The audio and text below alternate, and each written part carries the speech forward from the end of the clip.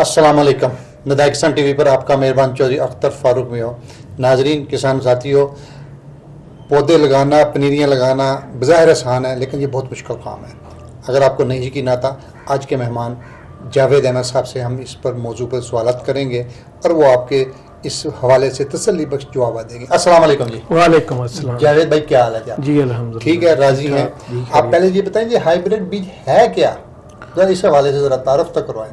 अक्सर भाई, चूंकि आज का मौजू है कि हमने हाइब्रिड बीज से नर्सरियाँ कैसे तैयार करनी है, नर्सरी तैयार करने के लिए क्या क्या चीज़ दरकार होती है, लेकिन इस सब के लिए सबसे पहले ये जानना ज़रूरी है कि हाइब्रिड बीज होता क्या है। ये समझने के लिए हमें ये पहले ज़हन में लाना ज़रूरी है कि जो देसी बीज हम उगाते थे वो क्या है। देखो, देसी बीज ऐसा बीज होता था जिसमें फसल एक जैसी नहीं होती थी। देसी बीज ऐसा बीज है जिसका उगाव पूरा नहीं होता था। देसी बीज ऐसा बीज है जिसकी पैदावार को बहुत ज़्यादा अच्छी नहीं होती थी। उसके मुकाबले में हाइब्रिड बीज वो होता है जिसकी पैदावार बहुत ज़्यादा आ जाती है। हाइब्रिड बीज ऐसा बीज है जिसमें खेत के अंदर पौधे यकसां होते हैं, एक जैसे होते हैं। हाइब्रिड बीज का जो उगाव है वो 99% या 100% होता है। तो ये इतना फ़र्क क्यों आ गया? असल में ये वक्त की ज़रूरत है।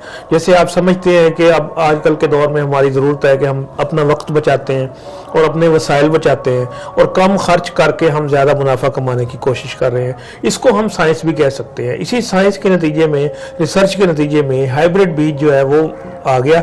हाइब्रिड बीज क्या है? हाइब्रिड बीज को समझने के लिए मैं आपको थोड़ी सी तफसील बताता हूँ कि देखिए, हमें एक डिज़ायर्ड सेट ऑफ करैक्टर चाहिए एक मखसूस इलाके में। एक मखसूस इलाके के लोग ये चाहते हैं कि वो मंडी से दूर बैठे हैं, उनको ऐसा टमाटो चाहिए जो दूर तक सफ़र कर सके, यानी जिसकी शेल्फ लाइफ बहुत ज़्यादा हो।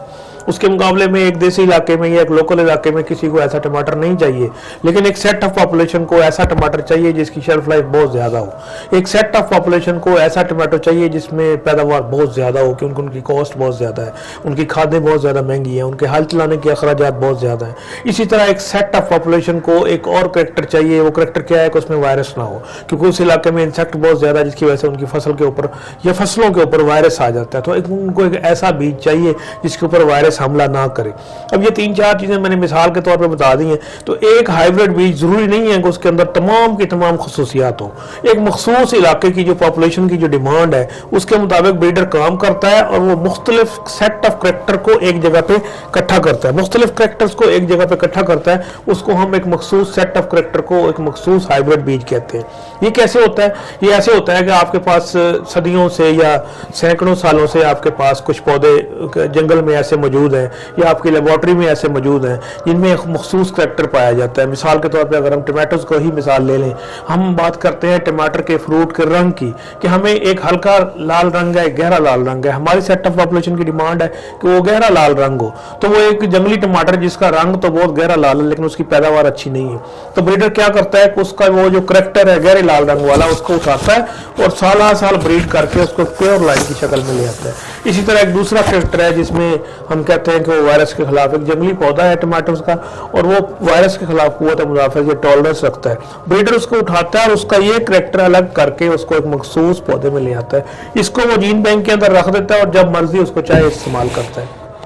तो अब हमारे पास 3-4 करैक्टर जो है वो ब्रीडर को हम उसकी रिक्वायरमेंट दे देते हैं, तो वो उसके मुताबिक उन सबको ब्रीड करके एक ऐसी शक्ल में बीज ले आता है या प्रोजनी को ले आता है जिसमें हम 100% श्योरिटी के साथ कह सकते हैं कि अगली नस्ल में टमाटर के तमाम जो फ्रूट हैं वो लाल रंग के होंगे।